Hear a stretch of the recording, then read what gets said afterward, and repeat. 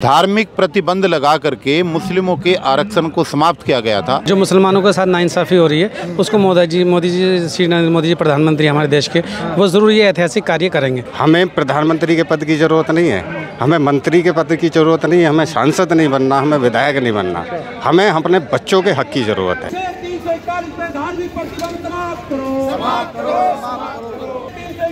दलित मुसलमानों को शामिल करो। अनुच्छेद 341 में दलित मुसलमानों को शामिल करो।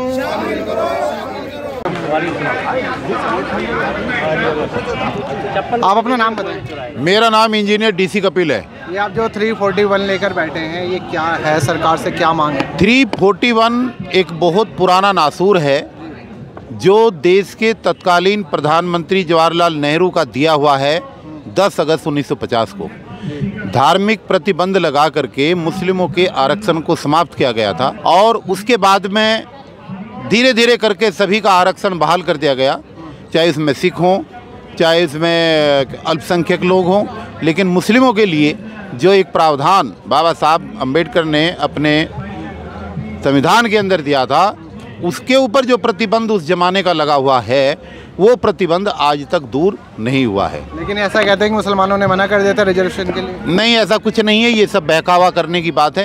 किसी ने मना नहीं किया और जिन लोगों ने मना किया होगा, हो सकता है चंद लोग ऐसे हों, लेकिन उनके मना करने से संविधान की प्रक्रिया किसी चंद लोगों के कहने से नहीं बंद होनी चाहिए।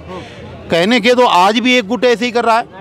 आज भी पसमानदा मुसलमानों के नाम पर लोगों को दिग्भ्रमित करने के लिए भारतीय जनता पार्टी का एक गुट एयर कंडीशन हॉल के अंदर बैठ करके उस तरीके की वकालत कर रहा है, लोगों को गुमराह कर रहा है। लेकिन जो सच्चाई का और अच्छाई का एजेंडा है जिससे इस वर्ग का कल्याण हो सकता है, उसकी बात नहीं कर रहा है। तो आज की सरकारें भी तो वही कर रही हैं। आज भी लोग यही कह रहे हैं कि चंद मुसलमानों को लेकर के उन्होंने अपना एक ग्रुप, अपना एक संगठन, अपना एक प्लेटफार्म बना लिया है और जो असली मुद्दे हैं उन पर बात नहीं करते, बल्कि सबका साथ, सबका विकास और सबका विश्वास के आधार पर उन चीज़ों को प्रचार कर रहे हैं। 75 साल हो गए यहाँ से को लगभग। तो आप ये बताइए, इनमें बहुत सारी सेकुलर सरकारें भी हैं, क्या किसी को लगा नहीं कि मुसलमानों को मिलना नहीं, सभी सरकारों ने अन्याय किया है, सभी सरकारों ने इसको इस तरफ कोई गौर नहीं किया, ये सच्चाई है। अगर सरकारों ने गौर किया होता तो आज जो रिपोर्ट है, जो रिपोर्ट कहती है कि देश के मुसलमानों का एक बहुत बड़ा वर्ग आज भी शिक्षा के क्षेत्र में, रोजगार के क्षेत्र में, समाज में सबसे नीचे के पायदान पर है, तो ये स्थिति आज इस देश में मुस्लिम समाज की ना बनती। सेकुलर पार्टी नहीं कर पाई, आपको लगता है भारतीय जनता पार्टी करेगी, जिस पर खुद मुसलमानों को यकीन नहीं होता? नहीं, भारतीय जनता पार्टी देखिए जिस ट्रेंड पे बढ़ रही है और जो देश के प्रधानमंत्री कह रहे हैं, हो सकता है उनको सद्बुद्धि मिले, हो सकता है उनके दिमाग में ये बात आए, हो सकता है सबका साथ और सबके विकास को वो ईमानदारी के साथ चरितार्थ करने का प्रयास अगर करते हैं तो उनको ये प्रतिबंध हटा देना चाहिए।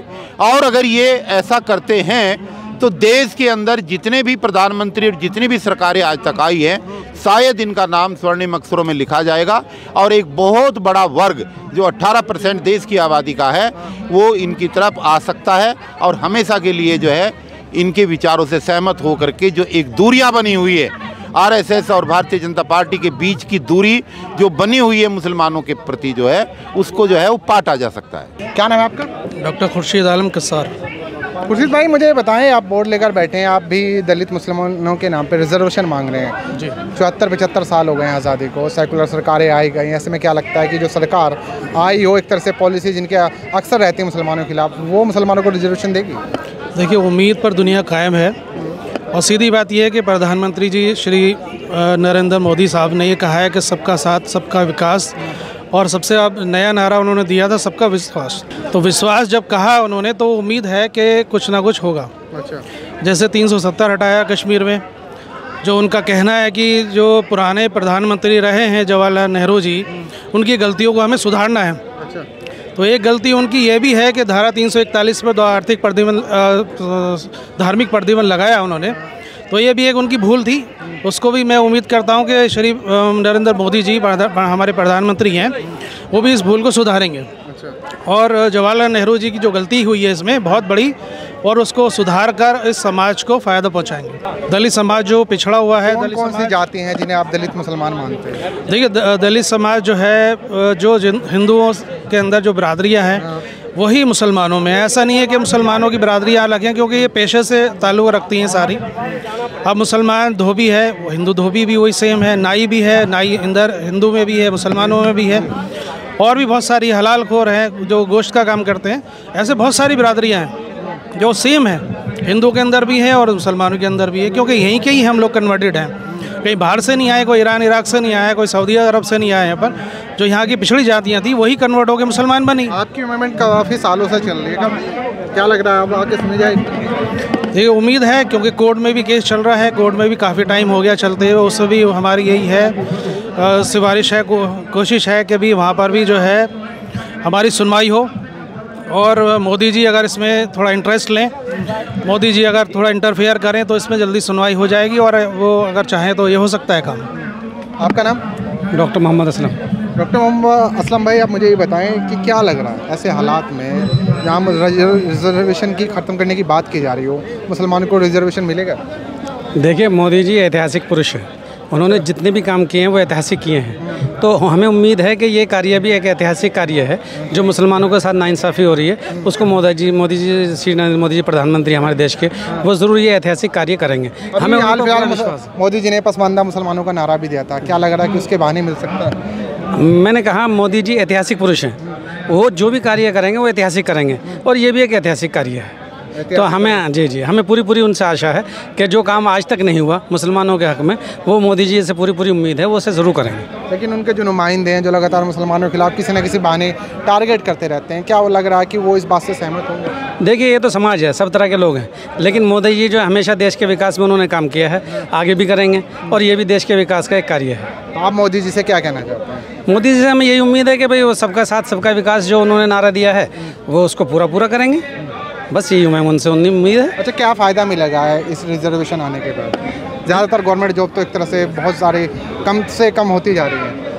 सवाल ये नहीं है कि फ़ायदा क्या मिलेगा, सवाल ये है जो हमारा राइट है, जो हमारा अधिकार है। हम सब एक जगह हैं, हम सब भारतीय हैं, तो हम सब भारतीय हैं तो हम भारतीय ही रहना चाहते हैं। हम सब एक ही जगह रहना चाहते हैं, चाहे वो हिंदू हो या मुसलमान।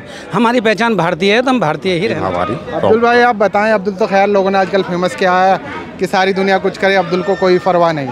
अब्दुल का क्या होगा? तो यहाँ पर अब्दुल बैठे हैं धरने पर, वो बीजेपी गवर्नमेंट के सामने कि भैया हमारी मांगे पूरी करें। तो इधर को देख के ज़रा बताएं मोदी जी से क्या कहना चाहते हैं? देखिए, मोदी जी से एक बार नहीं, बार जब भी हम धरने पे आए हैं हमने बार गुहार लगाई है। हमने कभी रोड जाम नहीं किए, हमने बसों में आग नहीं लगाई, हमने किसी तरह का कोई उपद्रव नहीं किया। हमेशा शांति से, आज भी शांति से ही अपनी बात रख रहे हैं और हमेशा रखते चले आ रहे हैं, और इंशाल्लाह अल्लाह ने चाहा तो आगे भी इसी तरह से उनसे रास्ता होते रहेंगे। और हम धन्यवाद भी करते हैं मोदी जी का कि उन्होंने एक बात को माना भी। वो बात थी कि जो सुप्रीम कोर्ट बार केंद्र सरकार से सवाल कर रही थी कि दलित मुसलमानों को क्यों ना शामिल किया जाए, एससी में दलित मुसलमानों को क्यों ना शामिल किया जाए, उस पर आप जो है जवाब दें। तो उस जवाब को दिया है, तो उसके लिए हमने पहले भी धन्यवाद किया और फिर धन्यवाद करते हैं। और उम्मीद तभी से जगी है, हाँ, ये काम आपका हो सकता है? बिल्कुल हो सकता है, 100% हो सकता है। सिर्फ और सिर्फ एक चीज़ की, अगर ये काम हो जाए तो क्या मुसलमान बीजेपी को वोट देंगे? बिल्कुल, आज भी देता है मुसलमान तो वोट। तो वो बीजेपी जो एक भी टिकट एमएलए लोकसभा किसी मुसलमान को नहीं देती है, आपको लगता है रिजर्वेशन देगी 20 करोड़ 18 करोड़ मुसलमान? बहुत ही अच्छा सवाल आपने किया है, क्योंकि ये सवाल का जवाब बार हम देते भी आए हैं। हमें राष्ट्रपति की पद की ज़रूरत नहीं है, हमें प्रधानमंत्री के पद की ज़रूरत नहीं है, हमें मंत्री के पद की ज़रूरत नहीं है, हमें सांसद नहीं बनना, हमें विधायक नहीं बनना, हमें अपने बच्चों के हक़ की ज़रूरत है। हम चाहते हैं और बार वही मांग करते भी हैं कि हमें हमारा और हमारे बच्चों का अधिकार मिल जाए, शेड्यूल कास्ट की श्रेणी में हमें ले लिया जाए। हमें नेता नहीं बनना, अगर हमें नेता बनना होगा जब हम शेड्यूल कास्ट में आ जाएंगे तो हम नेता खुद बन जाएंगे, हम अफसर भी बन जाएंगे, हम शासन प्रशासन में हर जगह मौजूद होंगे जहां आज हम जीरो हैं। हम प्रधानमंत्री जी को बार बता रहे हैं कि हम धोबी बिरादरी से हैं, एक हमारा हिंदू धोबी भाई शेड्यूल कास्ट श्रेणी में आता है, वो पूरे अधिकार उसको मिल रहे हैं। और मैं अब्दुल पंचर वाला धोबी मुझे नहीं मिल रहा है। मोदी जी सरकार तो आपकी आएगी, लेकिन आपकी तब आएगी जब आप हमारा काम कर देंगे, आप हमारा विश्वास जगा देंगे, जो विकास का वादा किया वो हमारा विकास कर देंगे। और सबसे अच्छी बात कि आप हमारा अधिकार दे दीजिए। इसके अलावा हम आपसे कुछ नहीं मांग रहे, ना हमें टिकट चाहिए, ना हमें मंत्रालय चाहिए। हमें सिर्फ और सिर्फ संविधान की धारा 341 पर जो पैरा 3 है उसे हटा दीजिए और कुछ नहीं चाहिए। बाकी तो सब कुछ